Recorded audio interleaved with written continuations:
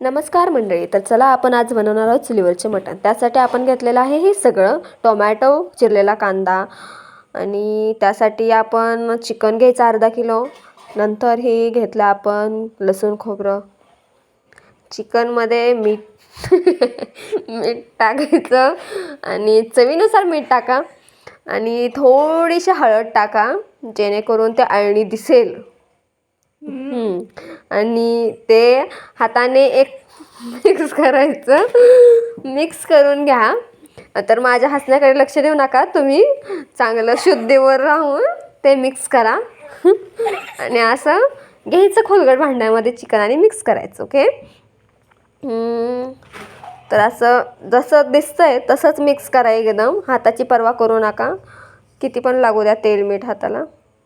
आणि असं पातेलं घ्यायचं. पातेल्यामध्ये 2-3 चमचे तेल ओतायचं तेलाचे. त्यामध्ये जरासं ते गरम होऊन द्यायचं. आम्ही चुलीवरती करतोय त्यामुळे जरा वेळ लागतोय त्याला सगळं जाळ वगैरे लावायला खालून. आणि मग आता झालेलं आहे, बऱ्यापैकी दिसतंय गरम. बघू शकता जाळ कसा आमचा एकदम धीमे धीमे चालला आहे, त्यामुळे आम्हाला जरासा वेळ होतोय.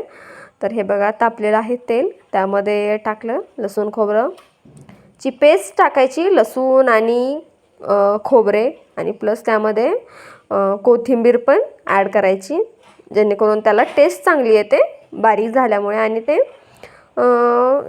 खायलाही चांगलं लागतं. आणि वरूनही तुम्ही टाकू शकता डेकोरेशनसाठी ताटामध्ये घेतल्यानंतर. आणि त्यामध्ये ते भाजून झाल्यानंतर आपण बारीक चिरलेला कांदा टाकायचा आणि तो कांदाही लाल होईपर्यंत परतून घ्यायचा. लालसर झाला की बघूया आता आपण. लालसर होतोय बघा. हां, असं बघायचा लालसर होतोय का, अजून काही झालेला दिसत नाही आहे लाल. तर हलवत राहायचं जोपर्यंत लाल होत नाही तोपर्यंत, कारण खाली लागला नाही पाहिजे आणि एकाच बाजूने भाजला नाही गेला पाहिजे, त्यामुळे हलवत राहायचं त्याला. आता होतच चालले बघा, दिसतोय लाल झालेला बऱ्यापैकी.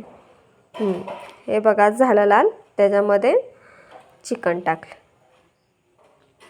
चिकनला आपण अगोदरच मीठ आणि ते लावून घेतलेलं हळद, त्यामुळे चिकन टाकायचं त्यामध्ये आणि हलवून घ्यायचं आणि थोडा वेळ तसंच ठेवून द्यायचं, कारण आपण त्यामध्ये तेल पण ओतलेलं असतं आणि हळद आणि मिठामुळे त्याला पाणी सुटतं. त्यामुळे थोडा वेळ पाणी नाही ओतायचं, मग 2 मिनिट पाणी नाही ओतायचं त्यामध्ये. असं त्याला तेल सुटतं.